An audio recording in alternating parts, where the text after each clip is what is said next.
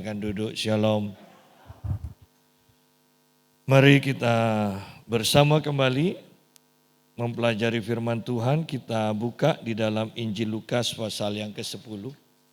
Injil Lukas pasal yang ke-10, ayat yang pertama mulai. Nanti kita akan bahas mungkin sampai ayat yang ke-20. Ayat pertama, kemudian daripada itu Tuhan menunjuk 70 murid yang lain. Lalu mengutus mereka berdua-dua mendahuluinya ke setiap kota dan tempat yang hendak dikunjunginya. Katanya kepada mereka, tuaian memang banyak tetapi pekerja sedikit. Karena itu mintalah kepada Tuhan yang empunya tuaian, supaya ia mengirimkan pekerja-pekerja untuk tuaian itu. Pergilah, sesungguhnya aku mengutus kamu seperti anak domba ke tengah-tengah serigala. Kita berhenti sampai sini dulu. Di sini judul perikopnya adalah Yesus mengutus ke 70 murid. Nah, kalau kita lihat di dalam pasal yang ke-9 dikatakan perikopnya Yesus mengutus ke-12 murid. Jadi kita melihat ada pertambahan orang yang diutus dan ini kedua kalinya Tuhan mengutus ya orang-orang yang diutusnya. Jadi yang pertama 12 orang, kemudian yang kedua adalah 70 orang murid diutus untuk memberitakan Injil, untuk menyembuhkan orang sakit, untuk mengusir setan-setan. Dan mereka ini sepertinya menjadi utusan yang babat alas. Ya, jadi ketika Yesus misalnya mau ke Pamekasan, maka sebelum Yesus sampai di Pamekasan sudah ada 2 muridnya yang akan mendahuluinya ke Pamekasan mempersiapkan pelayanan dari Tuhan Yesus. Ya.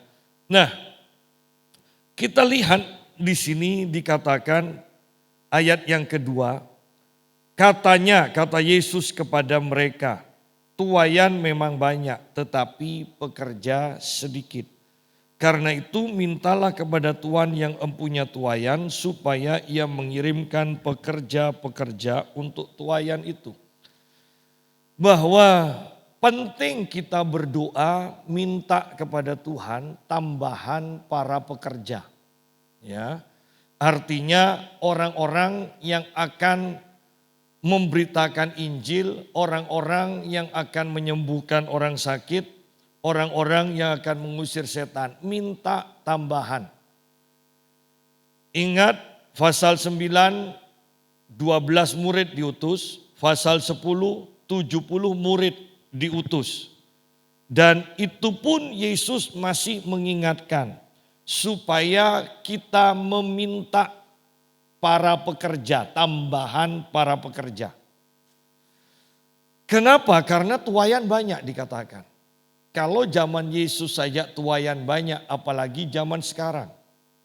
Apalagi sebentar lagi penuaian akhir dikatakan, tuaian akhir.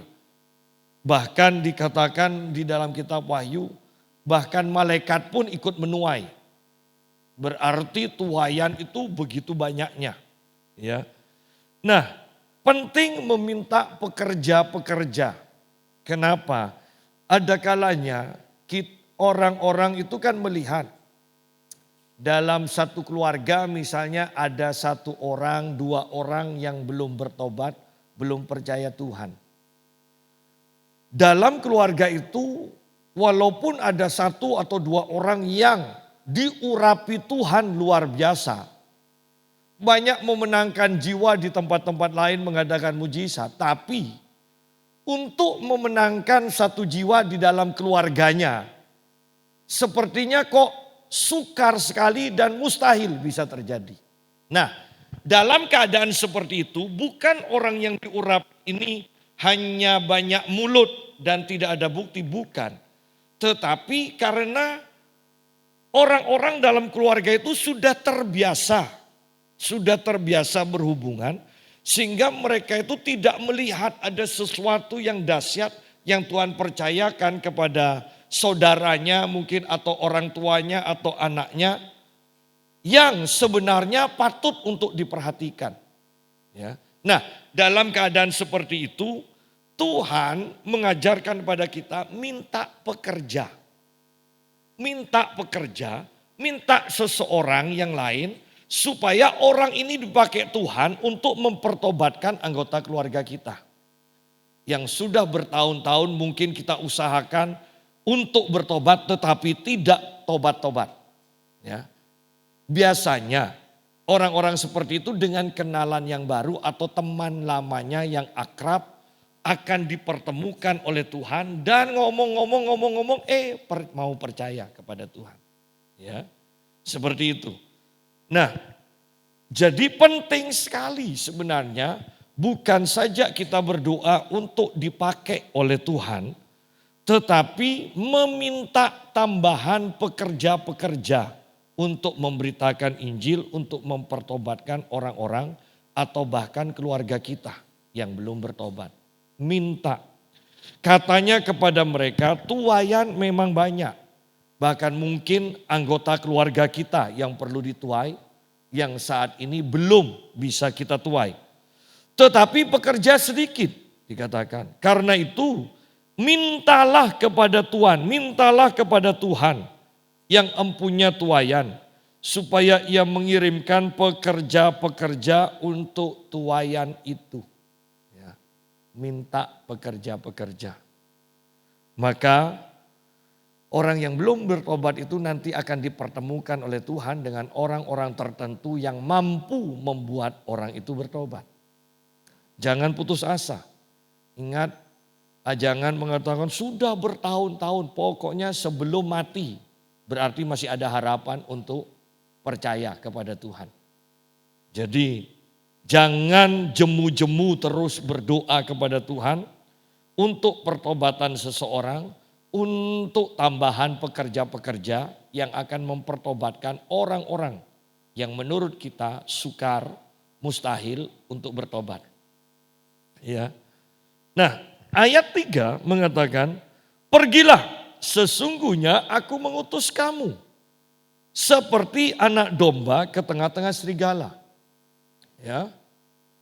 Bersyukur di sini dikatakan Yesus mengutus para murid ini seperti anak domba ke tengah-tengah serigala. Berarti ya akan banyak serigala dan tanpa waspada mereka akan mendekati. Ya, coba dibalik. Aku mengutus engkau seperti serigala ya ke tengah-tengah domba. Maka domba itu akan lari kemana-mana. Tetapi karena ini domba yang diutus, serigalanya itu mendekat. Serigalanya mendekat. Ya. Tetapi kan kita mungkin katakan, kan kita seperti domba tidak berdaya. Tetapi ingat, yang mengutus kita bukan serigala, yang mengutus kita bukan domba, yang mengutus kita singa dari Yehuda. Ya, Anda harus perhatikan kebenaran ini. Bahwa yang mengutus kita singa dari Yehuda. Sehingga serigala ini tidak ada apa-apanya. Seorang YouTuber mengatakan, orang Kristen ini keliru. Kenapa kok kasih terus, tidak ngelawan terus, kok tidak dituntut ke pengadilan. Keliru. Nah, lihat orang-orang di luar Kristen, di luar orang yang percaya pada Yesus, tidak bisa menangkap kebenaran ini. Jangan melawan. Kenapa? Memang kita domba mau melawan bagaimana kepada serigala? Kecuali singa Yehudanya yang turun tangan. Ya. Bahwa semakin kita diam, semakin kita mengasihi, singa Yehuda ini loh yang akan membalasnya dengan segera. Tetapi di luar itu, bahwa ada kesempatan bagi domba-domba, bagi kita untuk memberitakan Injil kepada orang-orang, kepada serigala-serigala yang mendekati kita. Saya kembali ingatkan, jangan keliru. Jangan mengatakan kekristenan itu menurun. Banyak pertobatan terjadi. Mengapa sekarang sensus penduduk tidak pernah diajarkan, diberitahukan ke sekolah-sekolah, anak-anak sekolah? Kenapa? Karena terjadi peningkatan yang luar biasa dengan jumlah kekristenan di Indonesia. Ya. Banyak orang-orang bertobat, banyak orang-orang bertobat. Bahkan dalam keadaan seperti ini pun, ingat ayat yang kedua, tidak pernah kadaluarsa. Ya. Bahwa tetap dalam keadaan seperti ini pun jangan putus harapan atau mengatakan cukup, tidak.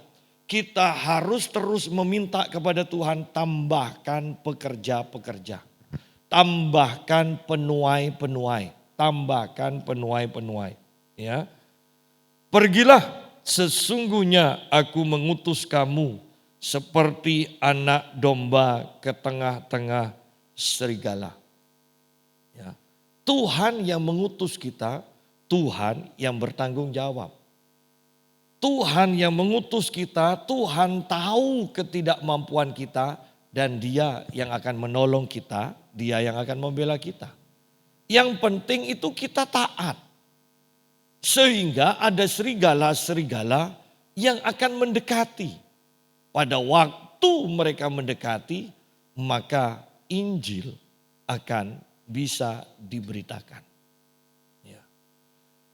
Tapi kalau muka kita sudah ganas terlebih dahulu, siapa yang mau mendekat? Ya. Siapa yang mau mendekat? Kita domba, seperti domba. Mungkin wah ini mudah diterkam, ini mudah ditipu. Tetapi ingat nasihat Tuhan Yesus. Ya, cerdik seperti ular, tulus seperti merpati. Cerdik, harus cerdik. Nah, mari kita lihat kembali. Janganlah membawa pundi-pundi atau bekal atau kasut, dan janganlah memberi salam kepada siapapun selama dalam perjalanan. Ya.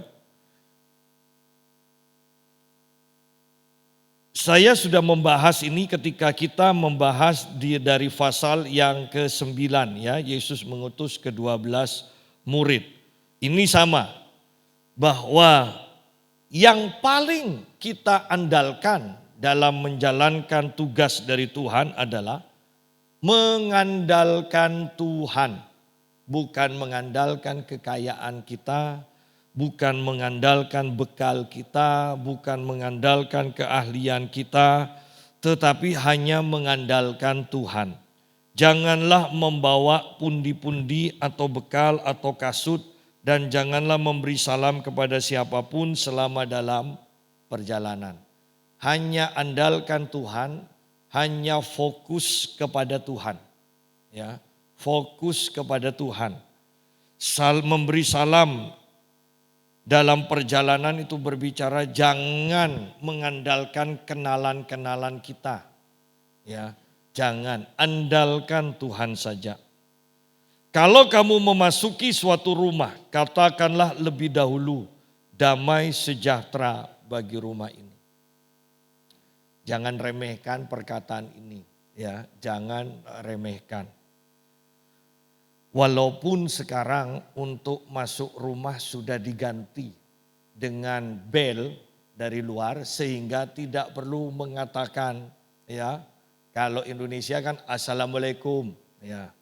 Kalau orang Kristen shalom, ya. Sudah keluar kok dengan di bel. Tetap walaupun di bel biasakan mengatakan shalom. Kenapa? Karena ini akan memberkati rumah yang kita kunjungi itu. Ya, kita melepaskan berkat melalui perkataan kita. Di sini dikatakan kalau kamu memasuki suatu rumah, katakanlah lebih dahulu damai sejahtera bagi rumah ini.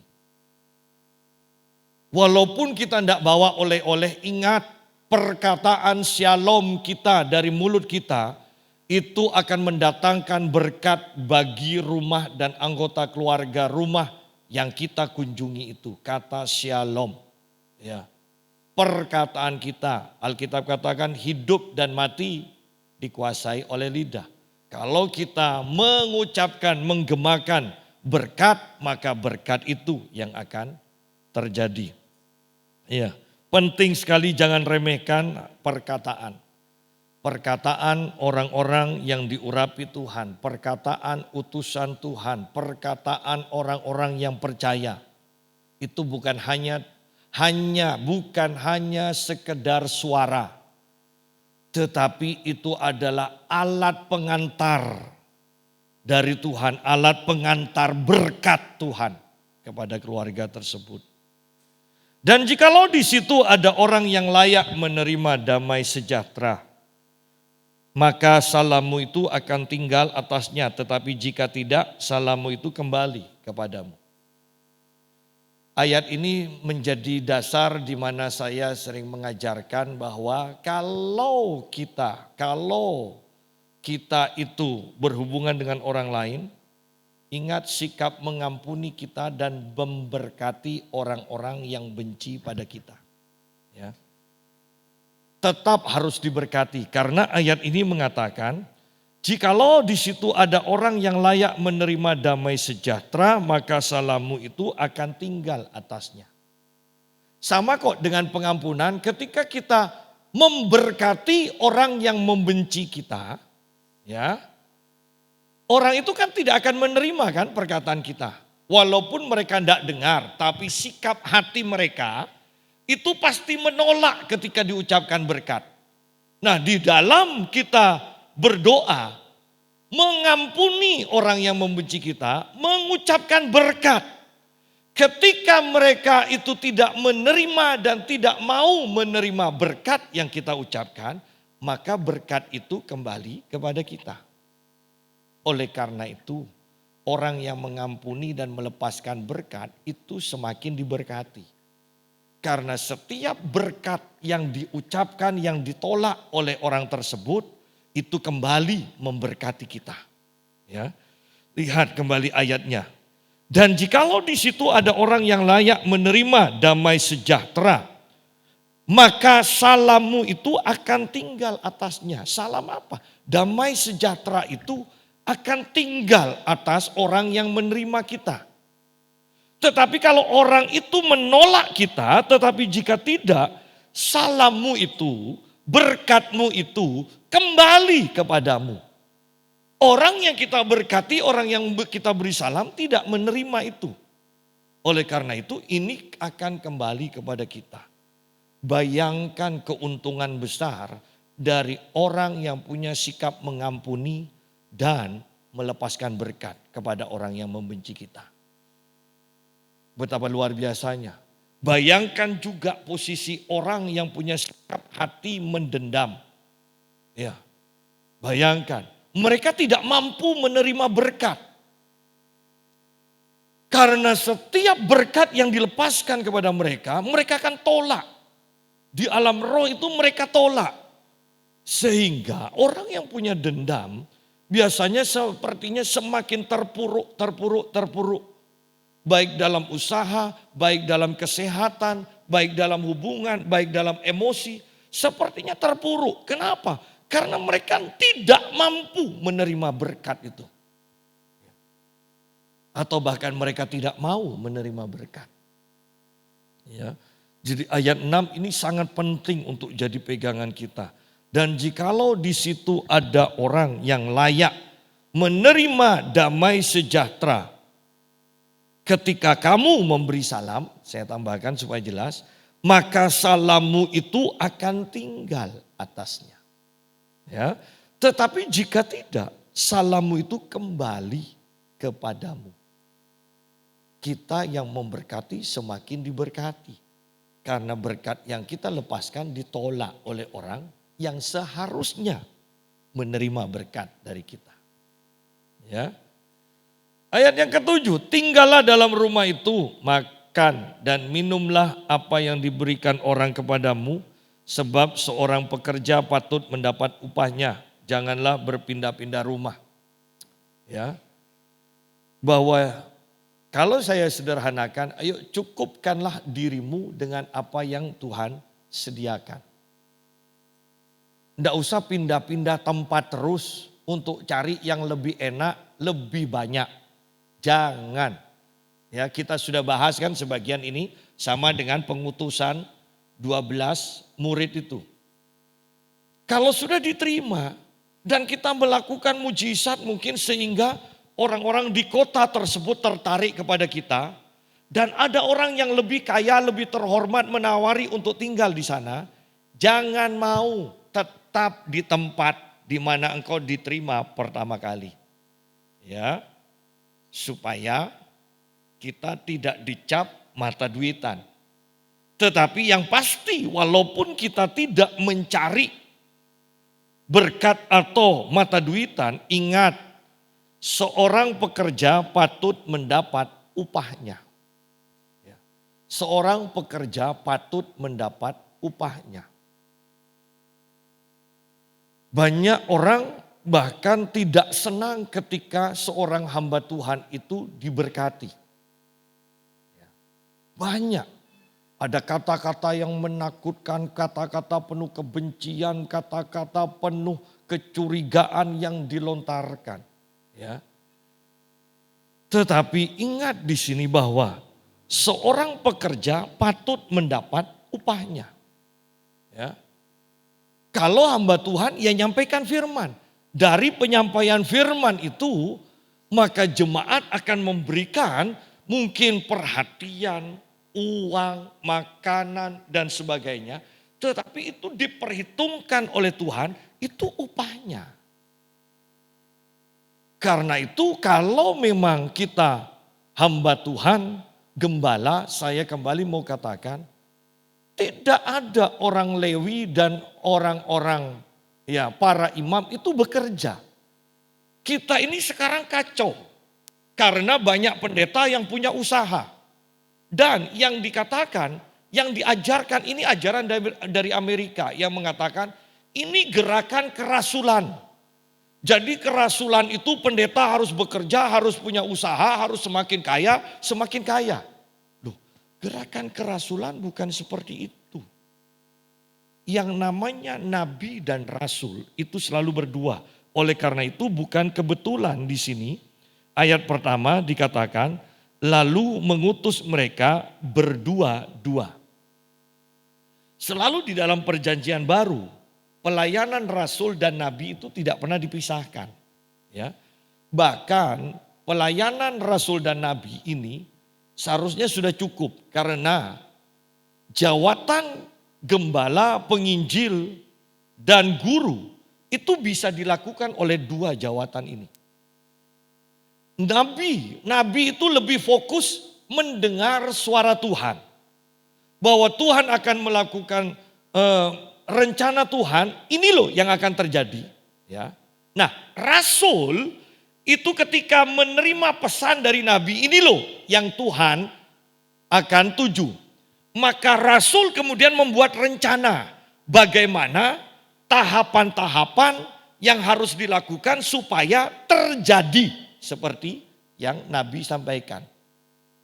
Jadi rasul dan nabi ini saling melengkapi. Nabi mendengar rencana Tuhan, rasul berusaha dan mampu untuk membuat itu terjadi di muka bumi. Ya. Bukan rasul cari uang semakin kaya, semakin kaya, semakin kaya.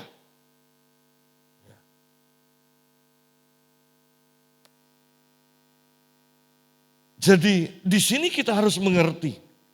Ya. Bahwa seorang pekerja patut mendapat upahnya, tapi jangan kebablasan. Ingat, jangan kebablasan. Bahkan semua kita itu harus punya prinsip untuk menjaga hati. Ya. Tidak dilarang untuk menjadi kaya, tetapi prinsip hati kita. Asal ada makan dan minum, cukuplah. Ya. Itu sikap hati. Sikap hati. Kalau Tuhan mau lebih, ada rencana Tuhan, kenapa kok dikasih lebih? Dan kita harus tangkap itu. Kita harus tangkap itu. Bukan kalau dikasih lebih kemudian tabung terus. Sampai mati tidak dipakai, hanya nabung. Ya. Padahal itu untuk dipakai. Kenapa harus ditabung terus? Untuk anak cucu, Pak. Lu iya kalau anak cucunya lebih panjang umurnya dari kita. Ya. Yang saya mau tekankan adalah ini, bahwa ketika Tuhan memberikan berkat lebih, Anda harus bisa nangkap, mengerti rencana Tuhan. Untuk apa ini? Apa yang harus aku kerjakan dengan berkat yang lebih ini loh dari Tuhan. Seharusnya itu. Sikap seperti ini akan menjadi sikap di mana Tuhan bisa percaya kita terus menerus. Ingat, menjadi dipercaya itu bisa hanya sesaat loh. Tetapi yang kita mau kejar adalah terus menerus bisa dipercaya oleh Tuhan. Seorang pekerja patut mendapat upahnya. Jadi setiap kita pun tidak boleh iri satu dengan yang lain. Walaupun bukan dalam sebagai hamba Tuhan yang bekerja. Kalau Anda memang bekerja dan mendapat upah, kalau Anda bekerja dan menjadi semakin kaya, yang lain yang lihat itu tidak boleh iri, tidak boleh mengucapkan kata-kata yang jelek, penuh kecurigaan, bahkan kutukan. Tidak boleh. Karena mereka layak. Ya. Mereka layak mendapatkannya. Seorang pekerja patut mendapat upahnya. Ya. Dan jikalau kamu masuk ke dalam sebuah kota dan kamu diterima di situ, makanlah apa yang dihidangkan kepadamu. Cek nampek. Ya. Pak, tapi saya kan tidak cocok, tidak bisa. Sedia air minum yang banyak. Sudah ditelan aja. Karena ada adat-adat tertentu di mana kalau itu ditolak maka itu sama dengan penghinaan. Dan kalau itu kita lakukan, Injil tidak bisa diberitakan kepada orang yang sudah merasa terhina. Ya. Jadi terima aja, sedia air minum yang banyak, anggap obat, telan aja. Ya. Telan. Demi memenangkan jiwa. Demi supaya Injil bisa diberitakan, ya. Dan sembuhkanlah orang-orang sakit yang ada di situ dan katakanlah kepada mereka, kerajaan Allah sudah dekat padamu. Ya. Nah, kalau kita perhatikan untuk 70 murid ini, sepertinya Tuhan tidak menekankan mengusir setan. Ya. Sembuhkan orang sakit kemudian baru katakan bahwa ini membuktikan kerajaan Allah sudah dekat padamu. Ya. Tetapi kalau kita baca lebih lanjut, kita lompat sebentar ke ayat yang ke-17. 70 murid itu selesai tugas kembali kepada Yesus. Mereka katakan begini, kemudian 70 murid itu kembali dengan gembira dan berkata, Tuhan, juga setan-setan takluk kepada kami demi namamu. Ya. Artinya bahwa ketika kita melakukan tugas Injil, memberitakan Injil, bukan hanya kesembuhan, bukan hanya memenangkan jiwa, tetapi itu terjadi konfrontasi dengan setan dan pasti setan tidak suka sehingga kita akan mengusir setan. Dan di sanalah kelihatan bahwa Tuhan memperlengkapi kita dengan kuasa. Dikatakan Tuhan juga setan-setan takluk kepada kami demi namamu. Berarti dia menang. Para murid ini menang. Berarti setan diusir. Ya.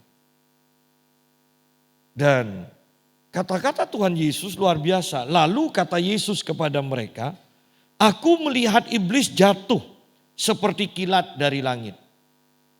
Bahwa ketika iblis jatuh, kejatuhan iblis pertama kali, ketika dia mau naik ke atas untuk menduduki tahta seperti Allah, ya, menyaingi Allah, maka Allah melemparkan dia ke bumi. Nah, di sini ayat ini menggambarkan bahwa Yesus itu Tuhan. Yesus sudah ada dari mulanya. Karena sebelum bumi tercipta, itu setan, ya, setan sudah dilemparkan. Ingat kejadian pasal yang pertama, pada mulanya bumi itu kan gelap. Gelap. Terjemahan yang lebih tepat mengatakan bumi itu kacau balau, berantakan. Kenapa berantakan? Karena ketika iblis dilemparkan ke bumi, iblis marah dan menghancurkan bumi. Baru kemudian ada penciptaan ulang. Ya. Nah, pada waktu iblis dilemparkan ke bumi, jatuh seperti kilat dari langit ini, Yesus sudah ada. Artinya bahwa Yesus adalah Tuhan. Ini yang ditentang oleh banyak orang, ya, di luar Kristen yang mengaku punya kitab yang original, ya. Walaupun suruh tunjukkan yang original mereka tidak bisa. Ya. Kita dituduh mempunyai kitab-kitab palsu katanya. Tapi mereka selalu mempelajari kitab palsu kita. Loh, aneh loh. Ya. Diselidiki terus. Katanya kitab palsu. Kok dibaca? Padahal kita punya uang, kalau sudah uang palsu, tidak mungkin kita perhatikan terus. Ya kan?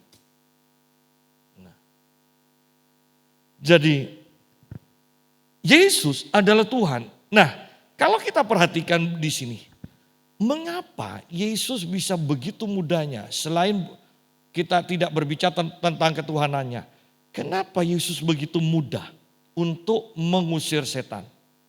Karena ini loh, setan sudah jatuh. Yesus tahu bahwa setan sudah dikalahkan. Demikian pula ketika kita mengusir setan, kita bukan berperang atau kita bukan berhadapan dua pribadi, dua individu, kita dan setan, sebagai dua-dua orang seperti atlet yang sama-sama siap. Tidak. Ya, ingat, perhatikan di sini. Kita tidak punya kekuatan seimbang dengan setan, tidak. Kita berperang dengan setan sebagai orang yang sudah menang. Karena kalau Yesus berperang dengan setan diawali dengan satu prinsip, setan sudah kalah. Aku melihat setan jatuh dari langit di atas. Dari prinsip itu Yesus berperang, sehingga hanya dengan sepatah kata saja setan pergi. Ya. Kita pun sama, prinsip kita dalam berperang, ingat, setan sudah dikalahkan di atas kayu salib. Ketika Yesus bangkit, dia sudah merampas kunci alam maut. Setan sudah tunduk. Pada waktu Yesus bangkit, setan itu sudah diinjak. Nah, dari titik ini kita berperang menghadapi setan sekarang. Artinya kita bukan menghadapi sama-sama kuat. Tetapi kita menghadapi setan, kita pemenang dari posisi menang, setan sebagai pecundang. Sehingga dengan prinsip ini, pola pikir seperti ini, kita akan menjadi orang yang berani dan akan mudah mengusir setan. Ya. Tapi kalau kita berhadapan sebagai manusia biasa, pikiran kita manusia biasa, setan adalah roh yang kekal, roh yang kuat, roh yang berpengalaman dalam berperang, maka peperangan kita akan seru. Tidak ada habisnya. Dan mungkin kita lebih banyak kalahnya. Ya. Tetapi peperangan kita dimulai dari kemenangan kita di atas kayu salib ketika Yesus bangkit. Baru kita akan melihat iblis, setan, dan pengikut-pengikutnya itu kecil. Kenapa? Karena mereka sudah dikalahkan. Kita hanya pembersihan aja. Jadi di sini kembali kepada pembahasan kita. Para murid mengatakan, Tuhan juga setan-setan takluk kepada kami demi nama-Mu. Seakan-akan dengan bahasa saya, dari awal saya sudah tahu setan itu tidak ada apa-apanya. Setan itu sudah jatuh, setan itu sudah kalah. Kamu itu mengalahkan pribadi yang sudah dikalahkan. Bukan pribadi yang tidak terkalahkan atau belum terkalahkan. Ya. Orang kalau sudah kalah, itu lebih gampang kalah lagi. Ingat Mike Tyson dulu, sebelum ada yang mengalahkan, orang sepertinya dipukul belum kena anginnya sudah jatuh. Tetapi satu saat Mike Tyson jatuh kalah KO. Dan setelah itu, beberapa kali Mike Tyson enak juga kalah KO kan Mike Tysonnya. Sama kok, setan sudah kalah beberapa kali. Untuk mengalahkan lagi, lebih gampang lagi. Ya. Saya tekankan kembali, setiap kita orang yang mengaku percaya seharusnya pernah berhadapan dengan setan. Kalau kita tidak pernah berhadapan dengan setan, jangan-jangan kita temannya. Ya, jangan-jangan kita temannya. Sehingga mari jadi orang Kristen yang sungguh-sungguh. Nah, kemudian ayat yang ke-19 mengatakan begini. Sesungguhnya aku telah memberikan kuasa kepada kamu untuk menginjak ular dan kalajengking dan kuasa untuk menahan kekuatan musuh sehingga tidak ada yang akan membahayakan kamu. Seringkali kita melihat orang Kristen merasa takut, merasa bingung. Karena mereka terintimidasi, mereka diserang, mereka tertekan karena diserang. Ada yang nyantet, ada setan, rumahnya angker. Ya. Sakit karena diserang roh jahat. Sumpek karena diserang roh jahat. Loh, ini apa-apaan? Ayat ini mengatakan sesungguhnya aku telah memberikan kuasa kepadamu untuk menginjak ular dan kalajengking. Ini berbicara tentang kuasa roh jahat, kuasa setan. Ular dan kalajengking. Untuk menginjak ular dan kalajengking. Berarti ular dan kalajengkingnya yang kalah dengan kuasa yang Tuhan berikan. Ada jaminan. Bahkan ketika kita diserang, Yesus mengatakan dan kuasa untuk menahan kekuatan musuh sehingga tidak ada yang akan membahayakan kamu. Padahal kita sekarang sering mendengar serangan balik. Saya mendapat serangan balik Pak. Saya mendapat serangan balik. Coba ayat ini mengatakan kuasa untuk menahan kekuatan musuh. Mau diserang balik bagaimanapun kita punya kuasa untuk menahannya. Mau diserang balik bagaimanapun dikatakan tidak ada yang akan membahayakan kamu. Kita terlalu membesar-besarkan setan. Apalagi pendoa-pendoa ya yang mengaku pendoa-pendoa kota. Pendoa-pendoa yang mengadakan peperangan rohani. Kok lebih sering sepertinya, lebih sering mendapat serangan balik daripada mengalami kemenangan.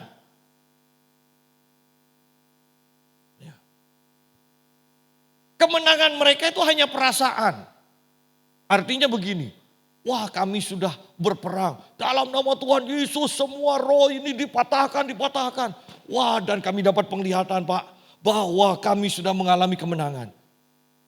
Tapi kok tidak ada perubahan di alam jasmani?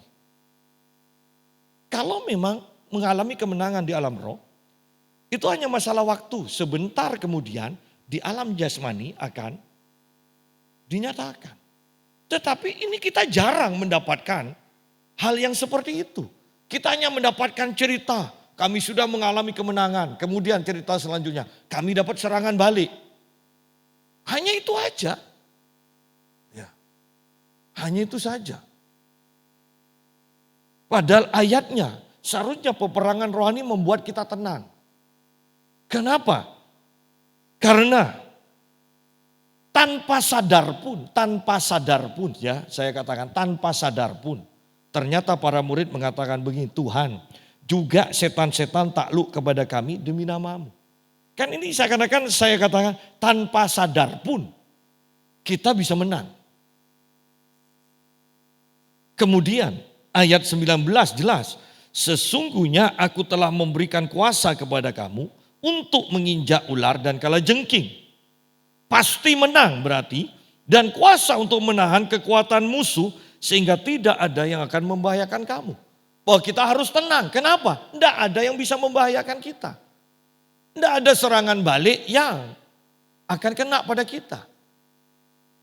Di perjanjian lama saja, kitab Bilangan 23 ayat 23 mengatakan tidak ada mantra, tidak ada tenung yang akan mempan terhadap Bani Yakub dan Bani Israel. Itu di perjanjian lama, apalagi setelah Yesus mati dan bangkit.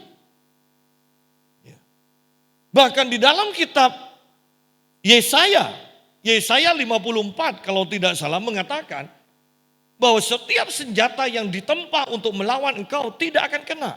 Setiap tuduhan palsu yang diarahkan kepadamu, kalau itu dibawa ke pengadilan, Tuhan akan buktikan itu salah. Ada banyak ayat yang seharusnya membuat kehidupan kekristenan kita mempunyai sikap hati yang tenang. Menghadapi apapun juga, hasil akhirnya adalah kemenangan. Saya ingat perkataan dari Suset Hating. Dia mengatakan, dari semuanya, mau perlombaan, pertandingan apapun, saya lebih senang dengan peperangan rohani. Dikatakan, kenapa? Karena hasil akhirnya sudah jelas, saya menang. Hasil akhirnya jelas, kemenangan kita. Ya. Kalau perlombaan lainnya kan tidak jelas kan. Kadang menang, kadang kalah, kadang menang, kadang kalah. Tetapi peperangan rohani itu pasti kita yang menang. Kalau kita tahu kebenaran ini. Firman Tuhan. Ya. Tapi orang kalau sudah dibutakan ya, mau dijelaskan bagaimanapun, tidak bisa. Saya susah untuk menjelaskan ini kepada orang-orang yang sudah ahli dalam peperangan dan sudah ahli kalah. Ya. Susah untuk diubah menjadi pemenang. Mereka sudah ahli kalah. Sudah mendarah daging kalah. Ya. Nah, mari kita lihat kembali kepada pembacaan kita. Ayat 10. Tetapi jikalau kamu masuk ke dalam sebuah kota dan kamu tidak diterima di situ, pergilah ke jalan-jalan raya kota itu dan serukanlah juga debu kotamu yang melekat pada kaki kami. Kami kebaskan ke depanmu, di depanmu. Tetapi ketahuilah ini, kerajaan Allah sudah dekat. Aku berkata kepadamu, pada hari itu Sodom akan lebih ringan tanggungannya daripada kota itu.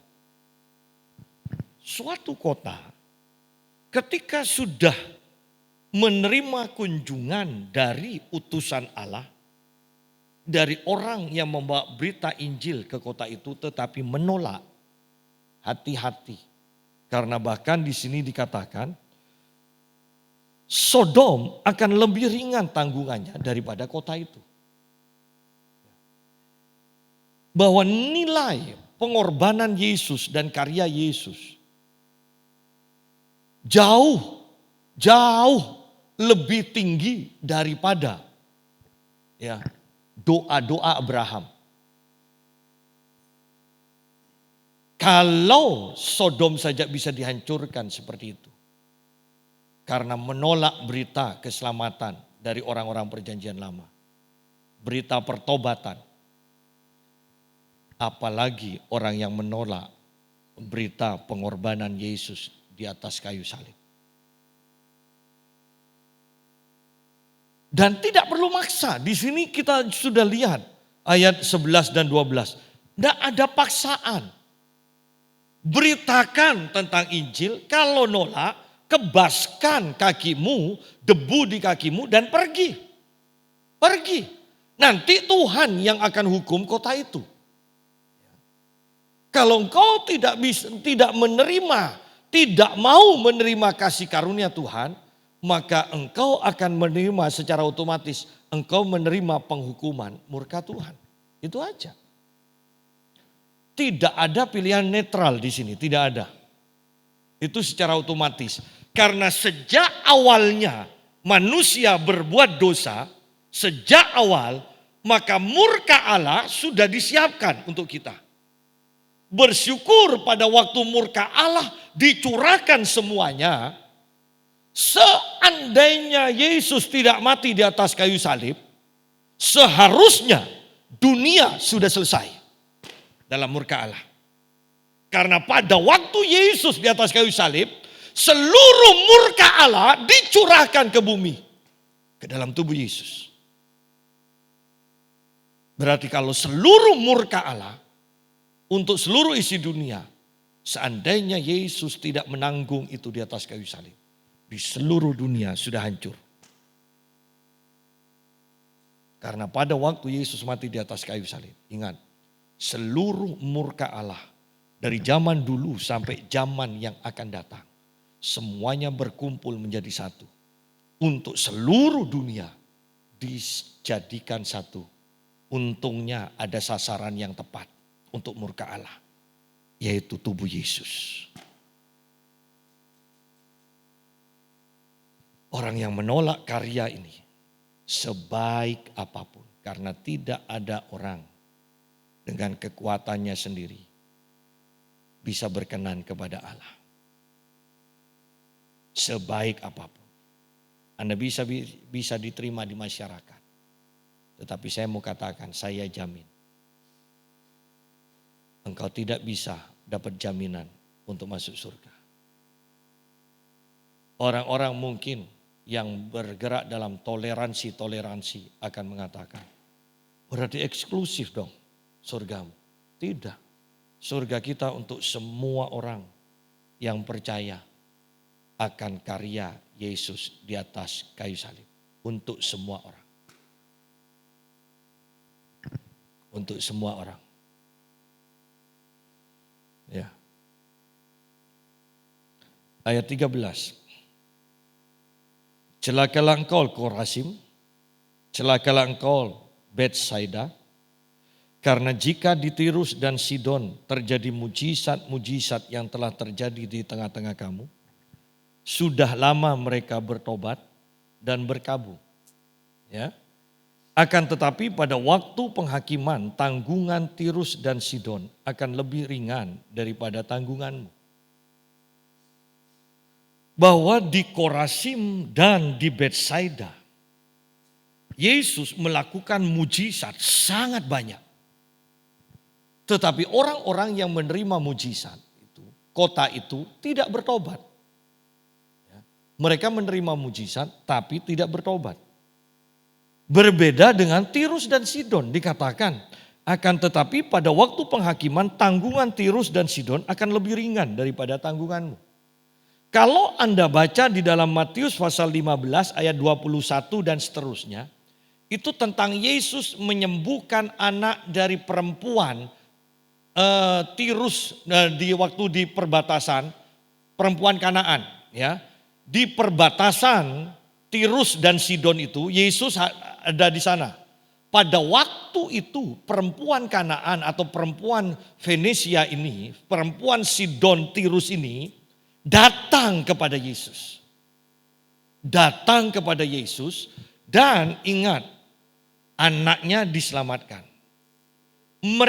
Dia datang kepada Yesus. Sedangkan Korazim dan Betsaida, Yesus datang pada mereka, menolak, mereka tolak Yesus. Mereka terima mujizatnya, keselamatannya tidak mereka terima. Pertobatannya tidak mereka terima. Ya. Yesus datang, mereka tidak mau bertobat. Tetapi justru perempuan Kanaan ini datang kepada Yesus, bertobat dan diselamatkan. Sehingga Yesus mengatakan Tirus dan Sidon akan lebih ringan tanggungannya nantinya. Karena ada orang yang datang kepada Yesus. Dan dia diselamatkan. Tetapi dari ayat-ayat ini kita lihat sekarang. Perhatikan.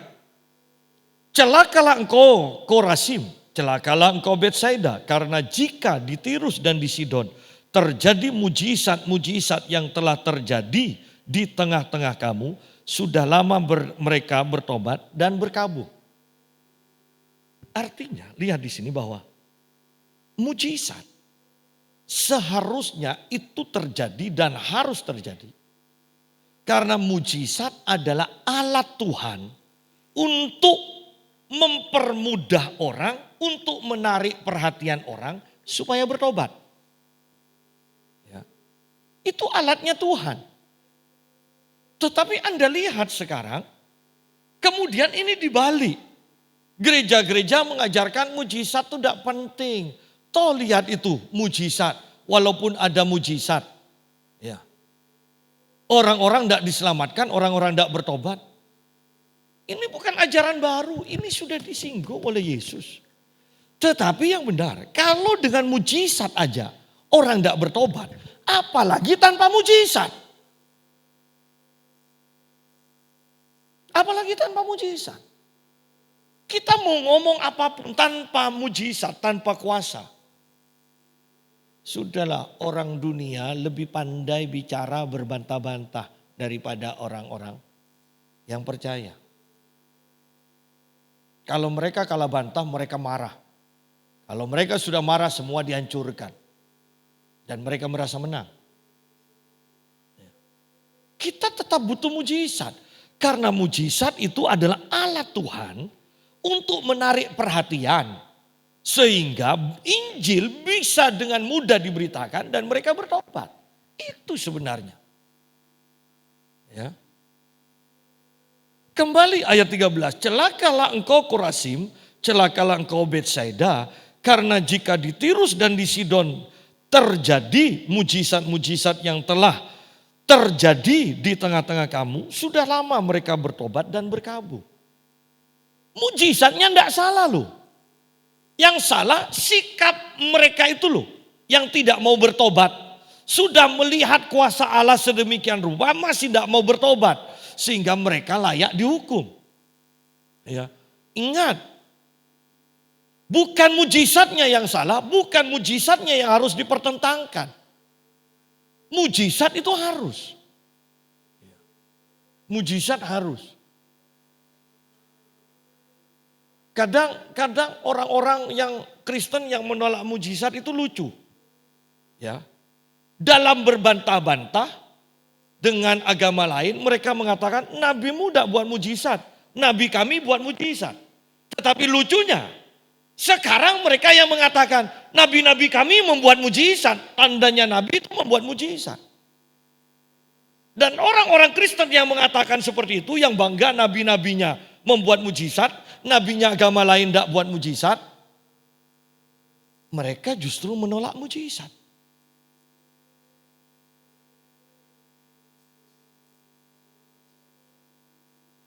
Padahal Tuhan tanpa melakukan mujizat sama aja dengan manusia. Manusia biasa, bukan Tuhan. Tetapi Tuhan yang seperti ini yang diperkenalkan di banyak gereja. Tuhan tanpa mujizat. Tuhan tanpa kuasa. Ya. Heran. Gereja yang mengusir setan, yang dicap anak setan.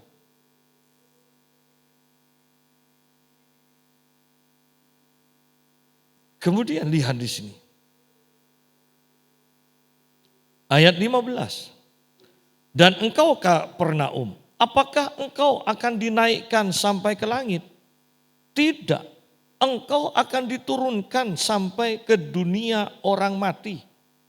Kenapa? Karena di Kapernaum bisa dikatakan Yesus paling banyak melakukan mujizat. Di Kapernaum. Tetapi ternyata kota itu secara umum tidak menerima. Tidak mau bertobat. Sehingga dikatakan engkau akan diturunkan sampai ke dunia orang mati. Mengapa orang masuk ke neraka? Bukan karena mereka jahat, bukan karena mereka baik.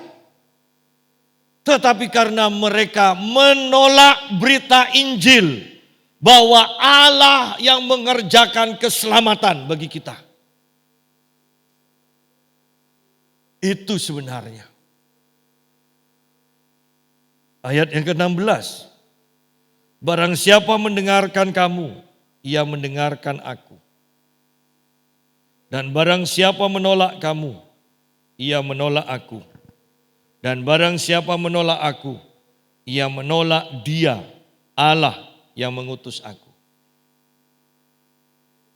Jangan meremehkan orang yang percaya. Karena orang percaya dan Tuhan Yesus tidak bisa dipisahkan. Dan Tuhan Yesus dan Allah tidak bisa dipisahkan. Ya, artinya bahwa kita itu punya kedudukan posisi yang sangat penting. Yang bahkan menentukan keselamatan orang yang ada di sekeliling kita, di sekitar kita. Karena di sini dikatakan, barang siapa mendengarkan kamu, ia mendengarkan aku, mendengarkan Yesus. Bukankah kita luar biasa? Kita di dalam Kristus, Kristus di dalam kita. Sehingga ketika ada orang yang menolak pemberitaan kita, itu sama aja dengan mereka menolak Kristus. Ketika mereka menolak Kristus, mereka sama saja menolak Allah yang Maha Kuasa. Oleh karena itu, mari sadarilah betapa kita adalah orang penting Allah. Kita diutus oleh Tuhan. Jangan takut walaupun kita diibaratkan sebagai domba. Jangan takut, karena yang mengutus kita ke tengah-tengah ya serigala itu adalah singa dari Yehuda. Tuhan yang akan memberikan kuasa dan Tuhan memperlengkapi kita, tidak ada yang membahayakan kita. Terus setiap kita dari sini di tempat ini berdoa minta Tuhan tambahkan pekerja-pekerja untuk menuai jiwa-jiwa. Tuhan memberkati kita semua.